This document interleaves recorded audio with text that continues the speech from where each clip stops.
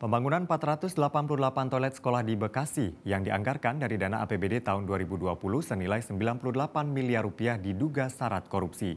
Nilai paket satu toilet dihargai fantastik mencapai 198 juta rupiah. Tetapi pengerjaannya terkesan asal-asalan dan bahkan sebagian toilet tak bisa digunakan.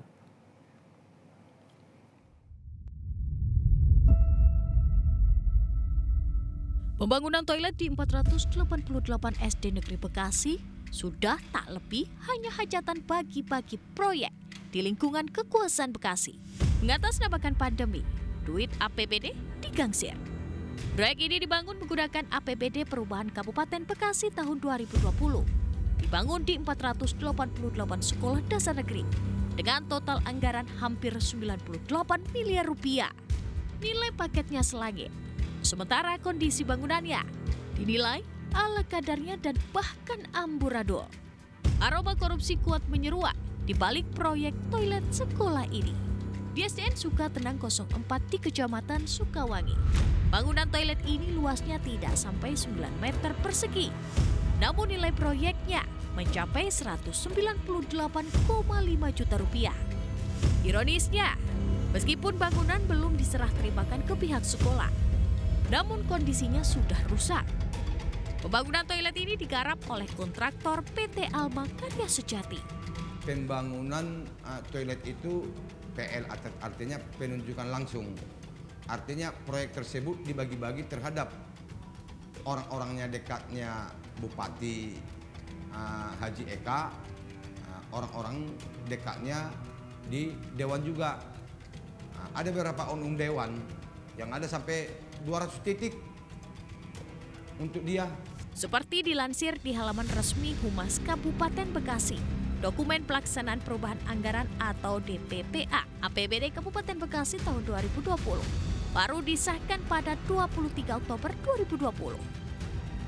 Namun hasil penelusuran tahun 2021 lagi-lagi mendapatkan fakta berbeda. Beberapa papan keterangan proyek yang masih terpampang saat itu justru tertulis pelaksanaan dimulai pada 26 Oktober 2020. Ini berarti proyek dimulai tepat 3 hari setelah dokumen perubahan APBD disahkan. Pertanyaannya kemudian, apakah itu mungkin? Hasil penelusuran tahun 2021, ada fee mengalir ke sana-sini. Infonya setiap kontraktor menyetor fee sedikitnya 10% dari nilai proyek yang didapat. Seorang kontraktor mengaku mendapatkan jatah 5 paket di proyek ini. Ia menyetor fee sekitar 100 juta rupiah. Teman-teman pada ngasih anggaran, ada yang ngasih 1 miliar, ada yang ngasih 400 juta, ada yang ngasih 500 juta kan gitu.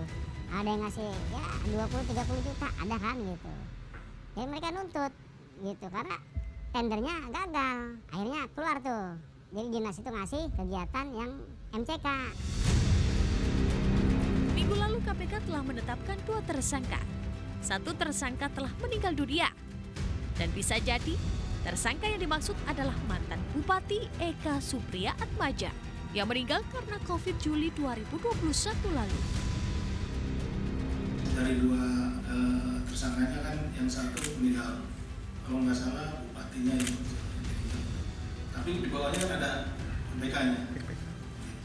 Nah nanti kita sedang tetap akan minta pertanggungjawaban kepada pihak PPK. Dan di situ juga selain daripada pasal 2 dan pasal 3 juga ada pasal penyuapannya. Sehingga kita akan mencoba mana yang kedua-duanya kita akan buktikan dan mana yang bisa lebih cepat kita selesaikan. Walaupun demikian, hingga kini KPK belum melakukan penahanan terhadap tersangka lainnya yang tak lain adalah pejabat pembuat komitmen saat itu. Kalaupun toh dinilai korupsinya dianggap kecil, seharusnya KPK tak abai membiarkan pendompleng dan pencoleng anggaran terus beraksi. Jelajahi cara baru mendapatkan informasi. Download Metro TV Extend sekarang.